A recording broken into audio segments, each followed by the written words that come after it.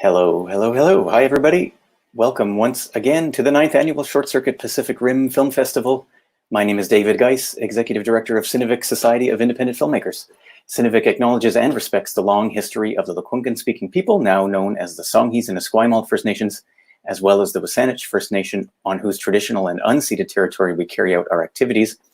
The colonial name for this region is Vancouver Island, British Columbia, Canada, and our headquarters is in the city of Victoria. CineVic is an artist-run society supporting independent filmmakers and media artists with accessible programming, affordable equipment, professional development resources, and cinematic exhibition opportunities since 1991. And Short Circuit is our annual showcase of short films from around the Pacific Rim. This year is our biggest festival yet, and this is our final week. You've got 7 days left, if you're watching this live, to watch 50 films streaming on demand until May 31st. Some more Filmmaker Q&As right up until May 31st. And if you missed any of those, the recordings are up on YouTube.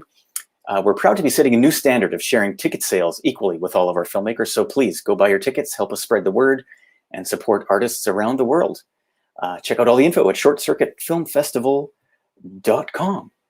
Quick announcement of some other programs we currently have running, just so you know.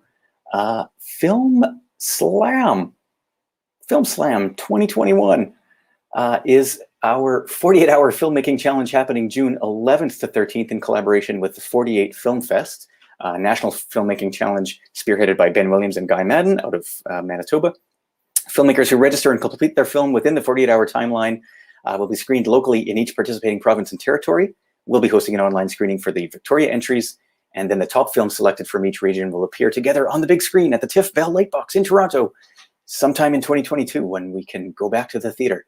Spots are limited, so sign up now at cinevic.ca.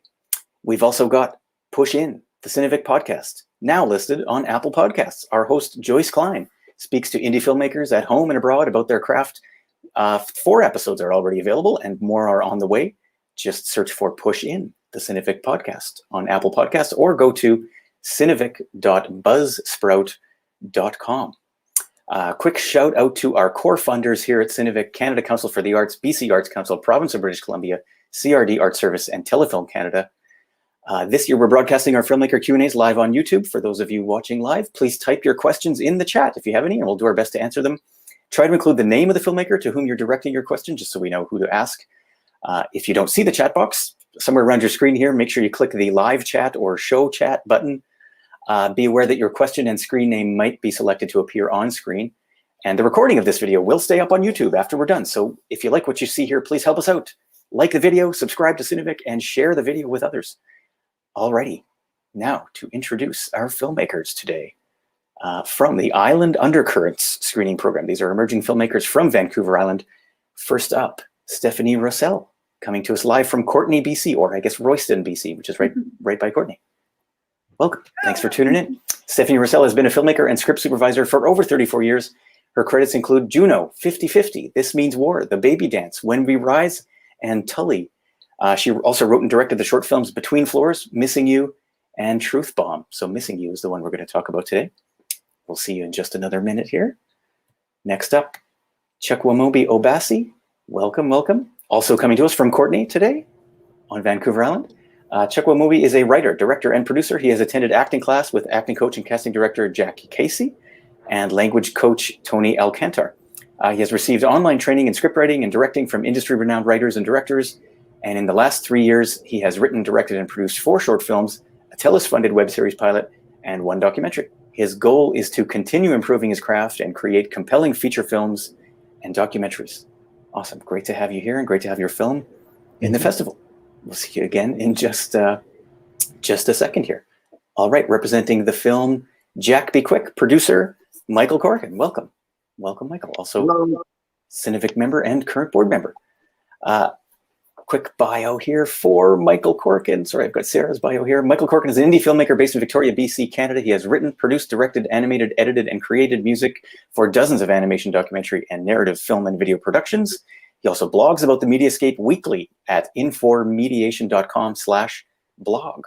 So check that out. Unfortunately, we don't have the director of the film here just yet, Sarah Nicole Faucher, but she's probably busy working on her next projects, but she may pop in here later. If she does, we'll see her. And we'll see you soon, Michael. All right. Last but certainly not least, Sue Coe, welcome. Susan, coming to us from Victoria today? Yes. Yes, awesome. Susan Coe has a degree from the University College Drama Program at U of T. After a career in social work, she resumed acting and shortly after discovered that she enjoyed making short films. Her first Déjà au Cerf premiered at the 5 Minute Film Festival in 2018 in Victoria.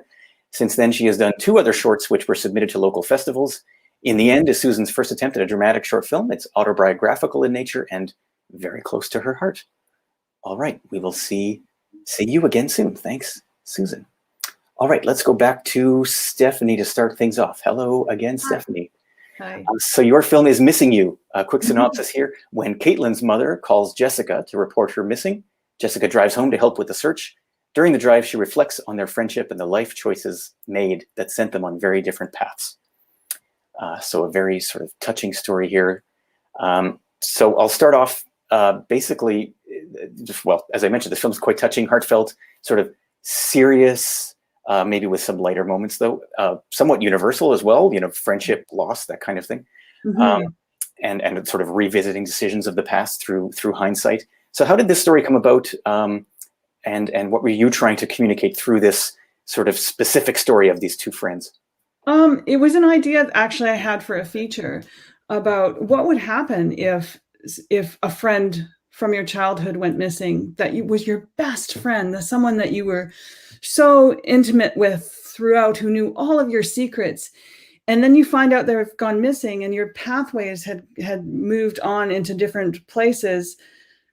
And everyone was looking at you to know where they are. So it was based on a feature idea that I had that I made into a short. And I wanted to work with both Allison and Laurel as actors. So I thought, well, let's try and make this a short film that eventually could be a feature. Of course, it would continue on once Jessica gets back and tries to find Caitlin, is really the idea of where it came from. Oh, wow. Okay. So I was maybe going to ask about this a bit later, but since you mentioned it, this is sort of the start to a longer film that you do eventually want to make out of this. Yeah. It was just a nugget of an idea that I have of just that. I found that to be interesting about going back and looking at people in your past that you've lost, in touch with, and what's happened to them, and people just expecting you to know where to look for them, or where they might be, or what's going on in their head, or secrets that they might have had, and you don't know that information, and how can that be? So I just thought that was an interesting idea, and that it could potentially go into a bigger film. Yeah. Okay, perfect. I mean, it does kind of feel like that. Not in the sense that with some other short films, there's almost like too much trying to be crammed in here. This is, to me, this is a short film. 8 minutes is kind of like the perfect length for a short film for me. And that's what yours is, a simple concept. Yeah, for me, it seems like one of the biggest mistakes a filmmaker might try to do is cram too much into 8 minutes. Or I guess, on the flip side, doing the opposite, try to sort of extend a really simple, small story into, 20, 30 minutes, something like that. So how did you, if this makes sense, how did you kind of like rein in this story to keep it sort of like simple? I mean that in a good way, and sort of achievable, I guess, in the production sense as well. Right. Well, this was actually done for the 5 Minute Festival. So there's actually a 5-minute version of this film. Right. And from that, there was just moments that we felt would be great if they were extended and made a little bit more out of. So the 5-minute version is extremely tight and doesn't have maybe the memory or the languishing over, the little girls when they're playing, or just those moments of her just thinking in the car by herself as she's driving home. So yes, that it was 5 minutes. So making it into 8 was kind of actually nice because making it 5 minutes was very difficult and tight. Yeah. Right. 5 was trickier, but so with the frame of reference being 5 minutes, 8 minutes felt like, God, you felt like you had all the time in the world to tell the story. Absolutely. So is this, sorry, maybe you just mentioned this, but it's not like you filmed 2 different versions. It's like you basically had all the footage enough for the 8-minute version, but the first one you had to make was the shorter 5 minutes. Correct. And then later you were able to kind of go back and be like, no, okay, I actually want to do this longer than 5 minutes. Yeah, we kind of felt, with the two actresses, we felt like we wanted to make it longer. So we did enough cutting and enough options that we could pare it down and then extend it to what we really wanted. So that was the idea behind it. Right. Okay. I tend to go sort of technical here with my questions. So sort of That's okay. One more here that might be a bit more technical, kind of on the flip side of that previous question. Now you actually do, I mean, even though it is 8 minutes, I've kind of mentioned it's quite simple. I mean, there is quite a bit in here. There's flashbacks, there's, a couple child actors in addition to the lead actors. There's a party scene, which is always kind of fun to throw in a film. If you want to even go a bit deeper into the production process, did you think, I guess, did you sort of write this to be achievable in a production sense? Or was it sort of this, when you started, it was like this big overwhelming task, as many films are. How did you sort of work the production workflow here? Right. Well, I actually, because I come from production, I think about production quite a bit when I'm writing. So I did keep that in mind. And I think just my experience with production, I'm able to understand and take a sliver of a location and pack it. So in terms of that party scene, the rest of the house was completely empty. I just packed everybody in and kind of made a shot that made it look like there was tons of people when there actually wasn't at all. We shot it over 3 different days. It wasn't overwhelming for me. I think just I wrote it with the fact that it was going to have to be within this parameter of 5 minutes. Having said that, we didn't, really have any lights or anything. It was all dependent on daylight. We didn't really have any technical things, no dollies, nothing like that. Just ourselves, a little Steadicam stabilizer and handheld sticks, really. And I just made my frames in such a way that they were packed throughout, and so it looked like it could be expansive, but it wasn't. Yeah, right. That's a good point. I mean, even using, even shots, that are sort of inside a car, which you'd think would be pretty, limited in scope, like visually, they still feel like they could be from a larger film, like a feature film. So it does feel like this would translate nicely into a feature film. The exteriors, say on the sports field, that's just a sports field. But hey, if you've got the camera there, why not show a bit more of that? It just opens things up a bit more. So many times you can kind of tell a low budget film by everything being just so close in, because they don't want to show anything out here because they didn't pay to customize anything out here. So all they can show is this, which is what they've able to control, I guess. But yeah, you managed to open it up a bit more. So I guess I'm curious, maybe more about the sort of expanded version of this with the feature film. Now, going back to maybe a bit more of the story and not just to harp on the technical side of things. What can we kind of expect to draw out this story a bit more in the feature? Well, I think, it would really follow Jessica as she comes to terms with the fact that somebody who she shared her childhood with and so many memories and has, fallen into addiction, and that they've gone their separate ways, and how that affects you and impacts your emotional self going forward, I think is, so it would follow Jessica as she tries to bring these two worlds back together. I don't know if we find Caitlin. I don't know that. I'd have to wait till I wrote the full feature to decide whether we actually find Caitlin. But for me, it's following Jessica and seeing how an extraordinary circumstance happens to ordinary people and how they react through that. And it's, a lot of my stuff is about looking back. I've realized another film I did previous was also about looking back. And that a line from, believe it or not, Mr. and Mrs. Smith came into my head, which is for this one as well. Brad Pitt says to Angelina Jolie, she says, why now? And he says, I guess in the end, you start thinking about the beginning. And that just kind of put me through a whole series of different ideas and films about what happens in the end.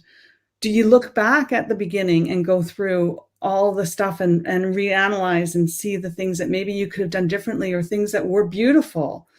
but just didn't work out, things like that. Anyways, that's, yeah. So I think that's what the feature would look like. Okay. Yeah, I like that kind of a more, or maybe a new take, I guess, on, in the end, which even just that phrase in itself, that kind of comes up in various contexts, but this is, sort of maybe a new way to have a film around that idea, or even just around that phrase. Mm-hmm. Yeah, that's very nice. Okay. I'm going to pop on to the other filmmakers, but we'll come back to you in just a bit. All right. Next up, Chukwumuobi Obasi coming to us from work. Shh, we won't tell. Hopefully you're on a break. Thanks for tuning in. We'll try not to keep you too long here, but welcome. Yes. Thank you. So your film Homestay follows an African international student in Canada who loses his source of financial sponsorship, so he must figure out a way to pay his next year's tuition in order to avoid deportation. So some strong stuff in there. How did, kind of just starting off generally with the story here, how did this story come about, and why did you want to tell this kind of specific story of interaction between an immigrant from Nigeria and his host family in Canada, kind of that, that contrast, that relationship? Well, most in our community here, we have a growing population of international students, and sometimes we may be too busy with our lives and we don't really know the history that these people bring with them, their past experiences, their goals in life. But this movie, brings it out, helps us to understand them deeply and to know more about many of the international students who come here. And many of the international students who come here come from developing countries. And so they want to come to a place where they can get, there's greener pastures, they can make a decent living, make a difference either in the foreign country or back in their homeland. And coming here also brings about terms and conditions. So like when I first came to Canada, there was term and conditions that I can't work until after about, I think it's about 6 months or a year of schooling, and you must have a GPA of 2.5. And I had a sponsor. So I thought about this scenario. So what if while being here, I lose my social sponsorship, and I have to stay in school for about 6 months to a year before I can work. And so now what do I do now? And I have to keep being in school on a regular basis, full time. So this can bring a lot of internal conflict, decisions to be made. What kind of decisions will I make? What will I do to remedy this situation? Because people who come here, they don't want to go back without having something they can use to make a change either here or back home.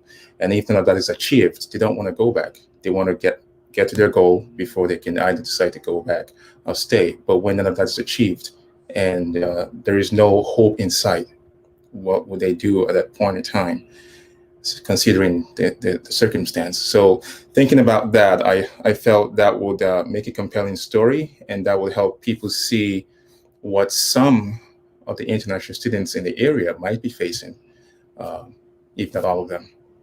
So I thought I'd share that story. Right, I like that it's not, it's not just sort of a a cliche story with no hook. It's just sort of like, oh, okay, a student comes over and has an experience with a family, and then that's it. No, there's this, I guess, well, sort of a twist, I guess you could say, although it's not necessarily a spoiler since it's kind of in the synopsis that he loses his funding, which, yeah, of course, is not something that you would normally hear about happening all the time, but it obviously must happen. So yeah, what the heck happens in that situation? I imagine. So what, I guess in that sense, how much of this maybe is directly kind of a personal story, and how much is maybe embellished for film or dramatized for film? The actual plot of him losing his sponsorship and trying to get funding to continue, that's total fiction. But his experiences like getting homesick, trying to adapt to the weather, the food, to trying to understand the Canadian accent, because that can be a challenge too. Just trying to fit into the Canadian way of living. That is something I experienced and many of the international students experience. So it's very relatable to many of the international students who are living here. Yeah. Good. Okay. I mean, on that note, I guess just to sort of jump around a bit here to reactions to the film, if it's screened sort of elsewhere, what kind of reactions have you gotten, either just from general audience or maybe some people, yes, who can relate to the story? Oh yes, I've had a lot of good reviews from people. Many people enjoy it, and they want to see what happens next because it's a bit of a cliffhanger at the end. It was really originally drafted to be a feature film, and then I got the story had funding to make a web series, and so I had to restructure it into a web series and made a pilot. So I've had thousands of people, asking me when is the next episode going to be out. So good reviews. I've got good reviews on how people enjoy the film and were hooked, especially at the end. And they want to know more. So that's a really good sign. And so hopefully we can get to make more episodes, or maybe even better, make the feature film. Absolutely. Okay. Yeah. I mean, in that sense, do you have, sort of a plan or at least, I guess, a preference, say, to do more episodes versus a feature, or just do all the above?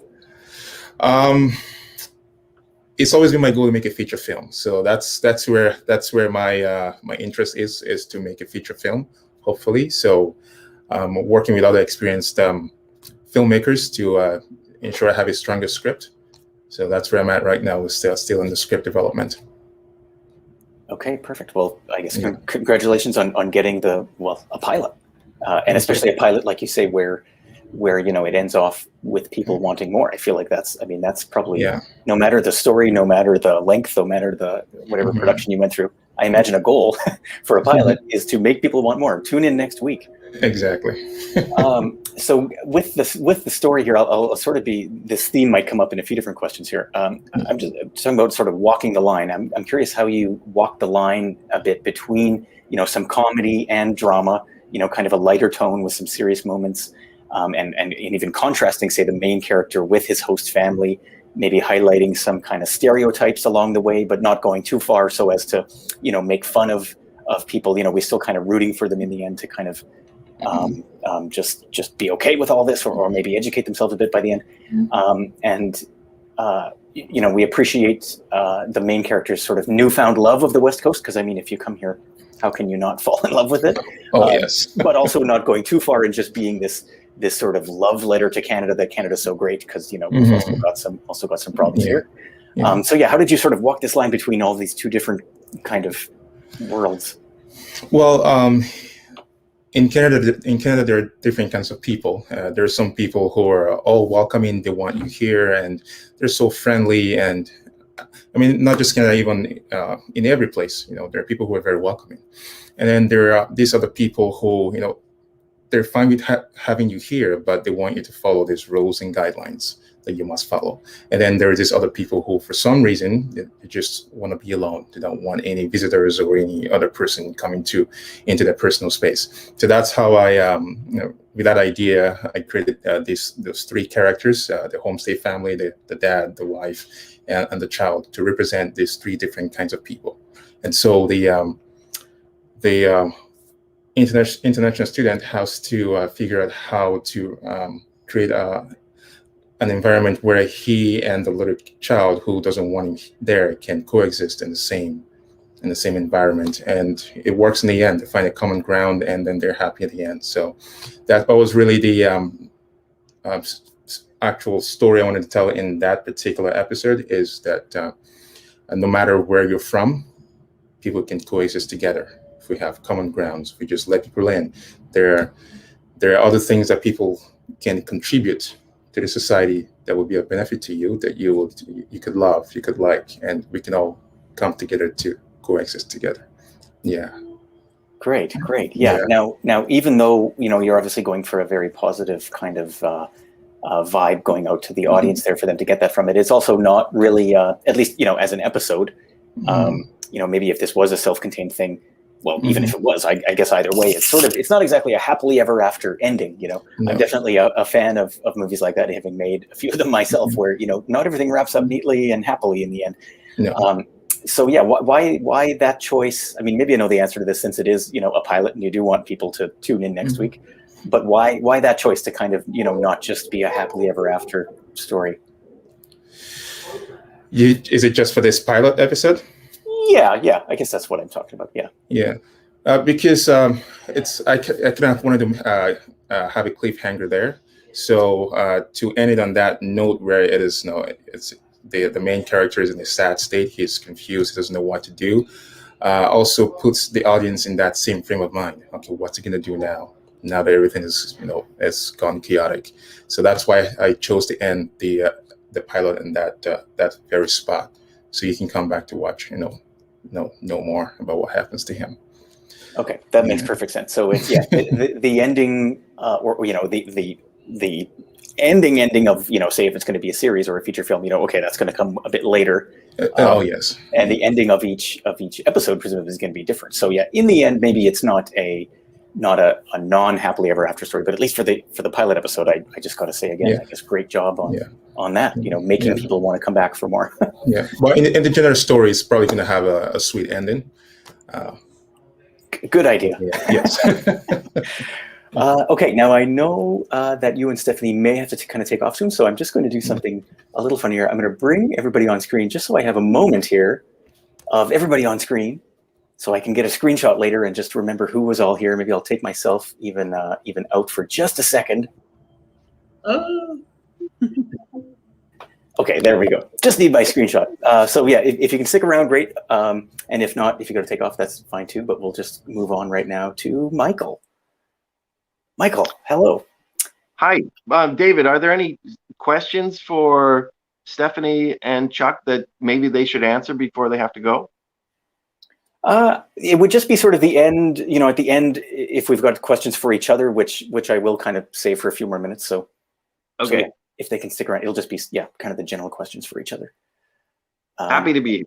All right, awesome. And yeah, I sort of had prepared a couple of questions for the director, Sarah Nicole, but hopefully you can kind of answer, in more general terms, I guess, from a producer's perspective on the film Jack Be Quick. So Jack Be Quick, in this film, a hired killer waits to meet his client for an assignment only to discover, too late, that he is the intended target for past wrongs. So that's our synopsis of Jack Be Quick. So I guess from your perspective, as the producer, you're a short filmmaker in your own right. So what drew you to this project as producer? What made you sign on here? Yeah, Sarah Nicole is actually the producer. I'm the line producer. So she has been writing scripts for years, and I've watched her development. And actually, here's a shout out to CineVic's Incubators program.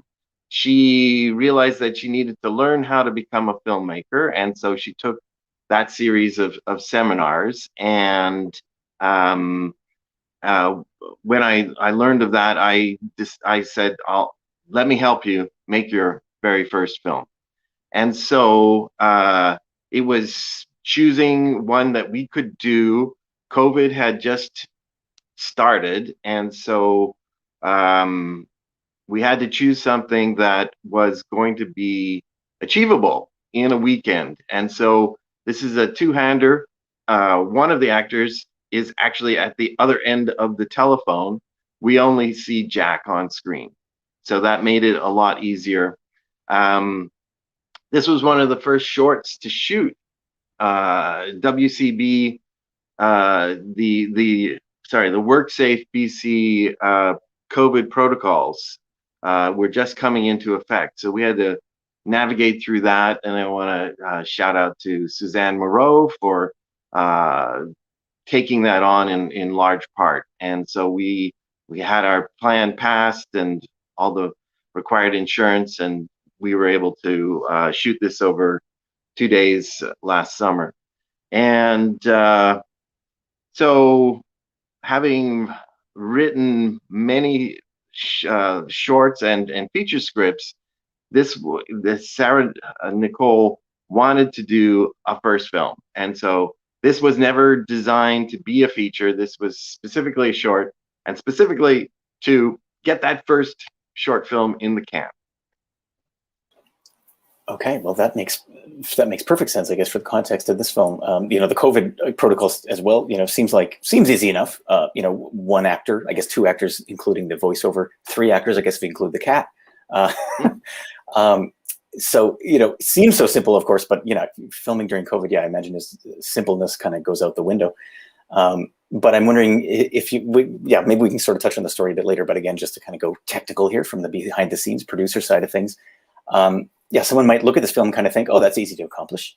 One location, one main actor. But of course we know that behind the scenes, there's plenty of work. Can you dig a bit deeper into that process too, if you like? I mean, you mentioned the COVID protocols, but even just the fact that it, was kind of one actor in one location but still was probably a lot of work. Of course. And it's the same with all films. I mean, yeah, you break it down and there's actually two locations. So there's the gate, and that thank you to Brian Globus at the Victoria Film Commission for hooking us up with that.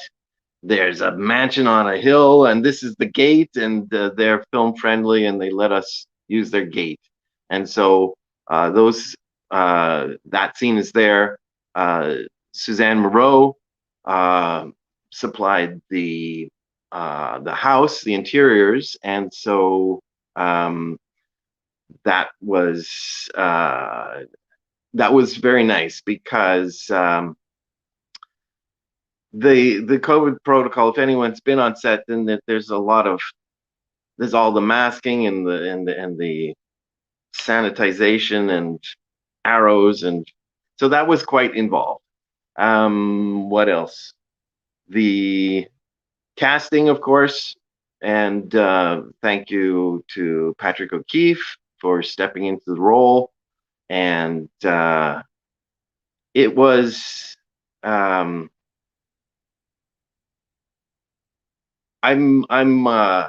kind of speculating a little bit here for Sarah Nicole, but it's one thing to sit behind the keyboard and imagine a movie and write the script, but being on set and fielding lots of questions and making sure the camera is getting the shots you want, and that the actor is performing your lines the way you heard them. So it's that was it's a moment. It's a rite of passage, I think, for writers to actually direct their first short film, and in this case from their own script. And so, I think that Sarah Nicole learned a lot, and lessons that she's going to be able to apply to, that I know she has applied. She's since then filmed at least one or two other short films. And the big news is that she's this year's lucky winner of the CineSpark competition. And so she has 11 months to film a dramatic short film called Going Home. And so we're going to all look forward to the premiere of that at next year's Short Circuit Pacific Rim Film Festival. Absolutely. You took the words right out of my mouth. I'm going to just run the little graphic here again to celebrate. In her absence, Sarah Nicole is our 2021 winner of CineSpark, announced last week, although maybe some of you are seeing this for the first time. But yes, she's got a year now to make her next project called Going Home. So yeah, we'll be looking forward to that, hopefully at the next Short Circuit. We'll see if COVID has anything to say about that. But yes, and we've got, just as a quick note here, we've got a few viewers, but one of them is Trent, who says, "Hi, Michael," and being cheeky about who the director is, because we know that Trent, of course, is going to be the director of that film. So just putting you on the spot there, Trent. He also said in the beginning, "Hello, people. Hi to everybody." So everybody in the waiting room as well. Hi, Trent, and all our viewers. Just another quick note here: if you're watching, you got any questions, throw in the chat, and we'll try to get to them. So if you can, I know you're not the writer or the director, but if you can, just from the experience of shooting this with Sarah Nicole, jumping off some questions I asked earlier, sort of to Stephanie and I guess Chukwumuobi, this film is even shorter. It's 4 minutes. It's the shortest one in the program, and yet the synopsis kind of, any film with sort of a hired hitman, well, geez, that could be a feature film. So I'm just wondering if you can speak. I guess it's more in the production process, but even just more generally, how did you and Sarah Nicole manage to kind of keep this, what could be a really big story, kind of keep it down to 4 minutes, keep it to be achievable and a simple enough story that it doesn't seem like it's too much, trying to be more than 4 minutes of content or something like that. Yeah. Well, I mean, as a writer, Sarah Nicole respects the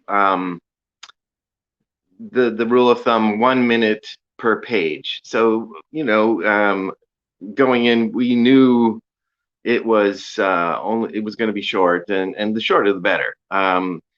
But one of the things that she had to learn was how to break a script down into distinct shots.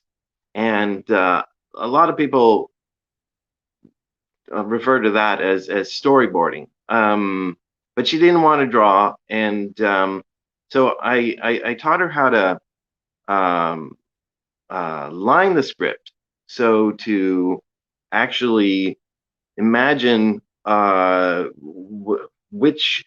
type of shots she would like to see, and to roll them before or after where it would end up in the film, so that she would get the coverage. So she had to learn how to get enough coverage, get enough footage so that it would be able to be edited. And so I think that was something that she appreciated, and I think she's gone on to use in her next projects.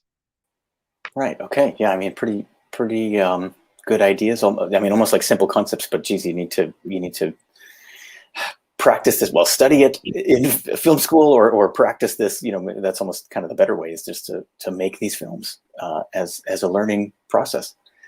Well, awesome. Congratulations to both of you for getting in the festival here and screening. I'm just going to quickly move on to Susan, and we'll come back to kind of bring everybody on screen kind of in the end to have a little chat. Thanks, Michael. All right. Sue Ko is here. Hello again. Hi. Thanks for waiting. So your film that's in the festival is called In the End. And the synopsis there is: Deborah is a hardworking daughter who has struggled with her relationship with her mother her entire life. Her mother, a sharp-tongued English woman, deteriorates with dementia. And as Deborah delivers her mother's eulogy, we see clips from the past revealing a family secret that has unwittingly tainted Deborah's entire life. So that's strong-hitting story there. But also, you know, kind of a lot to include in a short film. That's geez, I forget the running time, but it's under 10 minutes anyway. 9 minutes, yeah. 9 minutes. Now you mentioned even in your bio that this story is quite personal. If you like, if you want to dig a bit deeper into that, about how this film kind of came about and why you know, taking kind of moments or you know, stories that maybe can almost be more universal, but this, you know, has a bit more of a personal specific focus. You know, why the decision to take something and turn it into film in the first place? Well, I hate to be trite, but they always say write about what you know. And it kind of, I just, thinking from the point of view of film, I thought about a woman giving a eulogy and just flashbacks. And so that's kind of the essence of it. And then obviously a good story is a story that's a twist on real, you know, where you take those moments, those sentences, those things that actually happened, and just expand them or twist them around to make the story. So I did that.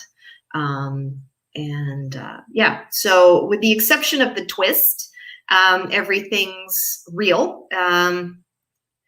Although some people have said, oh, that woman's not like your mother at all. But I thought Jean did a fabulous, amazing job. She was really good.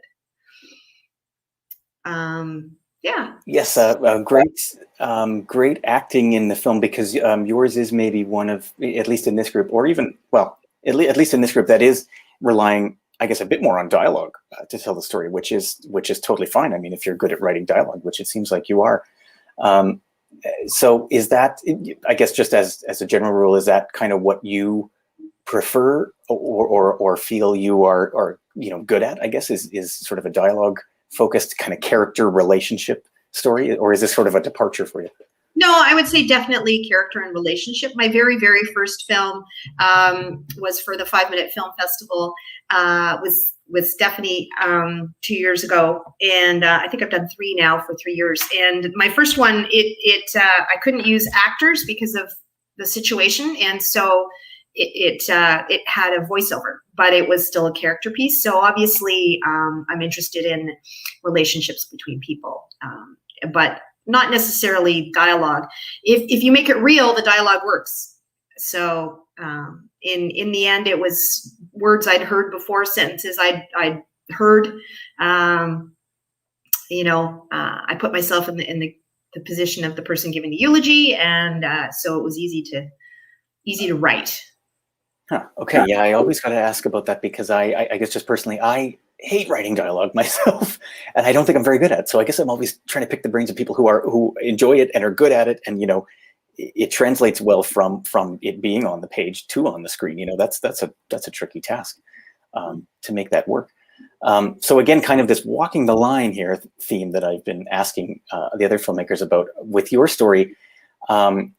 Where you've got kind of this reveal of information or a twist, I guess, in the plot, sometimes there's maybe an urge for filmmakers to kind of like foreshadow that, like almost a bit too much, like you kind of give it away before you actually give it away, kind of wink and nod to the audience, like, hey, something's coming up, watch out for it. It'll all make sense in the end.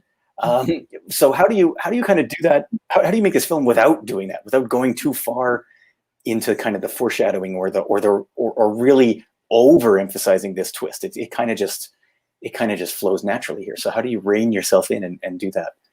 Well, I wrote it without the twist at first. And then I by a friend of mine, and it was just about a woman reflecting on the relationship with her mother. And she's like, it's really good, but you need a reveal.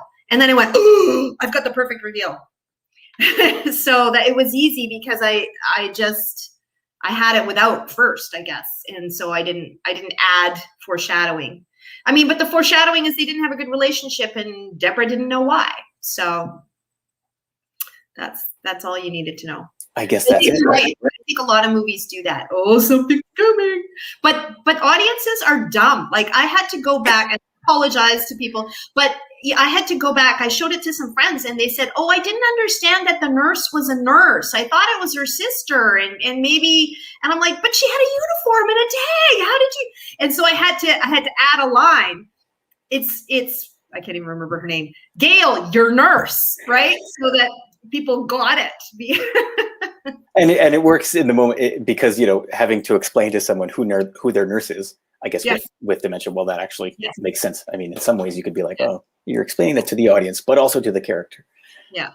Yeah, you're right. I mean, you gotta, I mean, the audience can only get what they get from what you present on the screen. So sometimes you gotta give these little spoon feeding bits of information.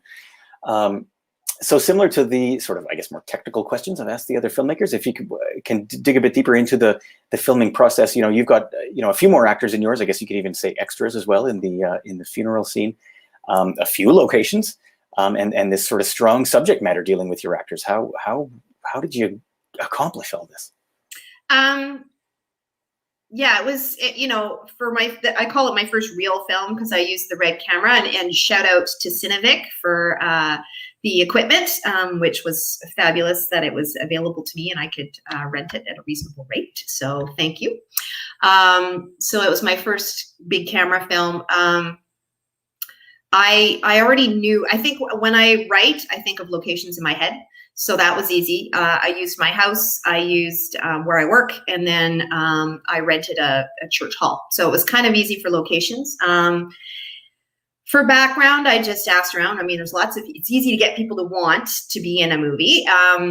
Feeding them is, of course, the biggest issue. And then I have a lot of people that I've worked with before that wanted to be involved. So, they just kind of came on board because the more people you have, the more people you need to a certain extent. Coordinating them was, I filmed it right before COVID. It was January of 2020. So I didn't have to worry about COVID at the time. So that made it a little bit easier. Okay, good point. I was actually going to ask if this was well, if this was filmed after COVID, and how did you kind of work those protocols with, I guess, specifically something like the group scene at the funeral? But I guess you didn't have to worry about that. Maybe in a theoretical sense here, how do you think, if you did have to film during COVID, would that have affected what we see on screen, or would you almost just wait and not want to shoot during COVID? Or this is kind of theoretical, but I think no, because I hope to film another movie, and by the time I do that, I'm hoping COVID will be tapering off. Everybody will have vaccines and stuff, but I think I would have gone ahead. Maybe the funeral scene would have had less people at the funeral, but and you could have spread them out. But otherwise, I don't think it would be too much different. Okay, good. You wouldn't let it daunt you too much. That's good. Or especially, you don't want to let it change what's on screen too much either. Especially because I imagine after COVID, or well, I don't know, after is a strong word, but people aren't going to just want to constantly be reminded about this, unless it's a film actually about COVID where everybody's wearing masks and all that. Okay, well, good to know. I'm going to bring everybody back in here. And all right, this is our actually kind of our one Vancouver Island contingent of filmmakers here. We've got a few Vancouver Island filmmakers dotted into the other programmings, but this is our one dedicated Island Undercurrents program. So you're all on the island here. I know some of you kind of know each other already, have worked together, but well, it's great to have you here. So I guess I'm curious, how do you see this kind of the film scene since we're on the topic here, basically just thinking in a microcosm here of Vancouver Island, or even like Southern Vancouver Island, you want to break it down even more specifically. Is it tricky, say our folks in Courtenay here that are not, they're a bit outside of the kind of the capital city center, but still in a town, I guess. Is that kind of make it a bit harder for you guys to make films, or easier? And I guess even Sue and Michael and Victoria, is it, how's the scene here? How would you guys describe it? I don't know who wants to go first. Maybe Stephanie, since you're. Sure. I have to say it's a slight challenge for me up here in terms of finding particular specialized professions. For instance, sound. Finding a sound mixer has been difficult. My last film, I actually did have a sound mixer, so I was very happy about that. And part of the reason why Missing You is all phone calls and voice messages is because we didn't have a sound person. And I didn't want it to sound terrible with lav mics that had a lot of movement, and you wouldn't have been able to use the sound. So that's one way that we went about it, was that. So it's been a challenge up here. I'm also having a slight challenge in finding equipment and experienced director of photography. However, I will say, in terms of people who want to help and who want to be involved, we have bucket loads of people here who are really, really interested in being part of something great and doing some film up here. So. Awesome. Good to know. Do you see it kind of the same way, Chukwumuobi, up in Courtenay? Oh yeah. Oh yes, I agree with Stephanie 100%, and especially sound. Yeah. Sound is, we are lacking a sound person. I recently started working with director of photography and cinematographer, Glenn Beatel. He's got quite some experience in the film industry, and so he's great. And I recently worked with a PA. So I think she went to InFilm, or I don't know if it's InFilm or the college, and she did production assistant there. And so my recent film I just did, I worked with a bunch of professionals that I just found out. But sound is still the big problem. We have no sound mixer here. We have someone for post sound in Camera River, but for on-set sound, that's a huge challenge. And but when it comes to filmmaking as a whole, we have a good community of people who want to be in it. Like my pilot Homestay, I went to the airport and told them, hey, look, I'm a filmmaker locally here. I'd like to make a film. And they let me use the airport for no charge. They even carved out the space for me. I had a holding area. It's a holding area. And then they put cones for free parking. And it was just beautiful. The hotel I used, or the motel I used, no charge. The person I flew, I paid to come from Victoria to help me do the lighting and camera work. He stayed in that hotel, no charge. It was just amazing. Yes, it's huge. People here are very supportive of filmmakers, and that's it's great to see. It's wonderful. Good. That is good to hear. That was going to be sort of one of the questions I threw at you, sort of a technical thing of how the heck did you get permission, or how did you make it work to film in an airport? But I guess it helps being a bit of a slightly smaller center. Oh yes. I mean, very friendly too. That helps. Yes. That helps. Yes. You don't want to be difficult to work with, I imagine, or at least if you are, they won't have you back, and then you kind of ruin it for everybody else. Yeah. And kudos, I will say, on, I guess, taking advantage of filming in an airport and making it worthwhile. It actually looks like an airport. I just think back to an episode of Corner Gas that I worked on where we had 300 extras and the whole half of an airport blocked off. And in the end, the frame was so small they basically saw an escalator in the back. All they needed was an escalator, and yet they booked the whole airport and got 300 extras. Wow. Anyway, yours was, I think, more successful. Thank you. Susan and Michael, what would you say? I mean, maybe this is more, slightly different story. And I mean, we're the capital city of BC, and the film industry here is kind of growing. But how would you see sort of the film scene here in Victoria or the island from your perspective? I think it's amazing. I've met so many people. We work on each other's films. We take different roles. We share. We support. It's been absolutely amazing. And there's more and more films, professional films being shot here. So people are getting more and more on-set experience, and I just see it growing. It's great. Awesome. Yeah. I'll echo that. I'll quote Arnold Lim, who says that Victoria shoots above its weight, and it's good.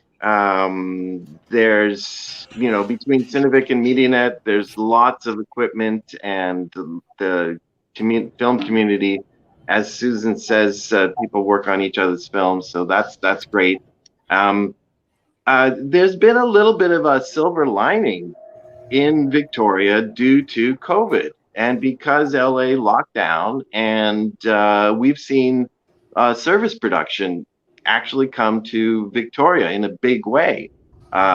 Stephanie can attest to the fact because she's starting on a Netflix production tomorrow. In Victoria. Keeping busy. Great. Keeping busy, yes. And I mean, that's something we notice at CineVic. A lot of the members, some of the members, I guess, who are sort of lucky enough or have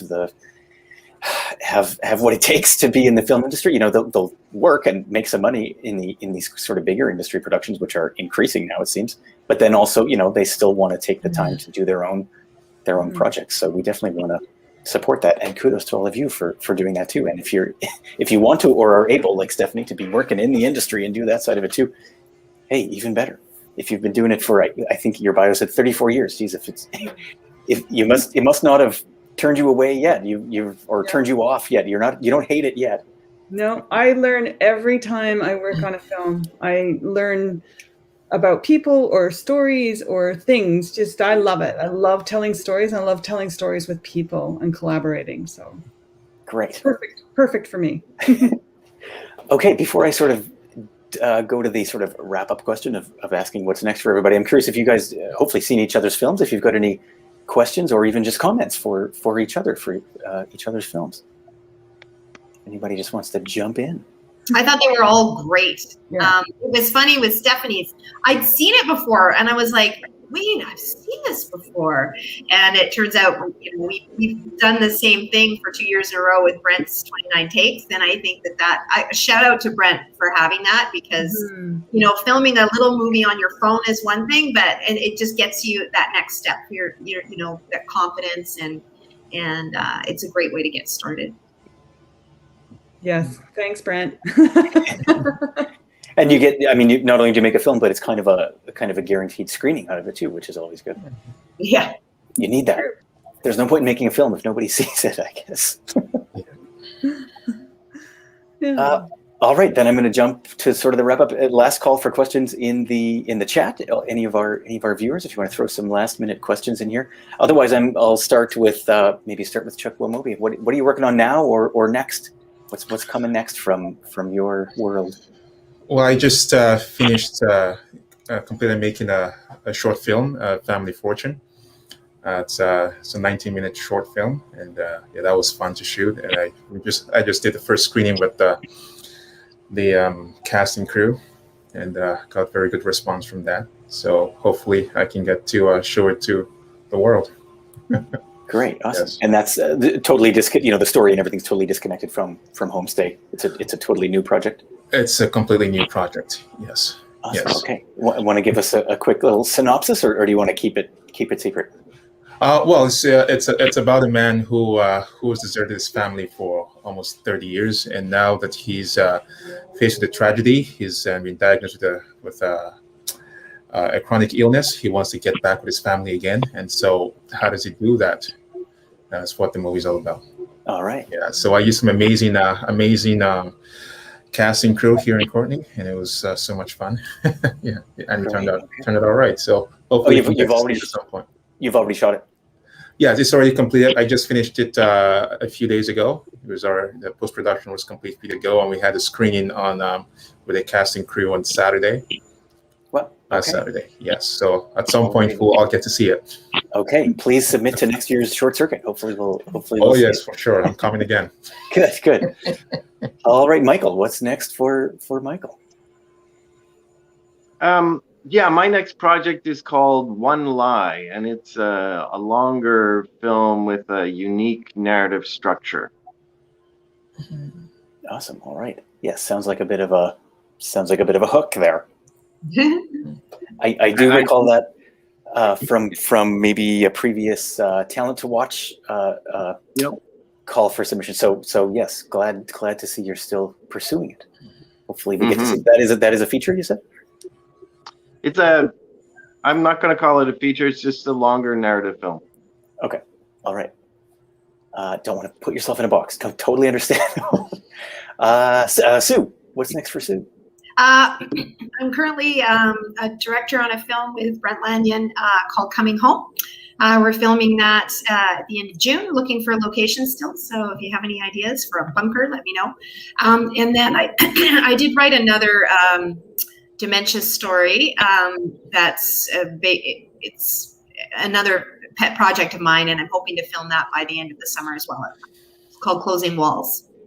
Ah, yes. Okay.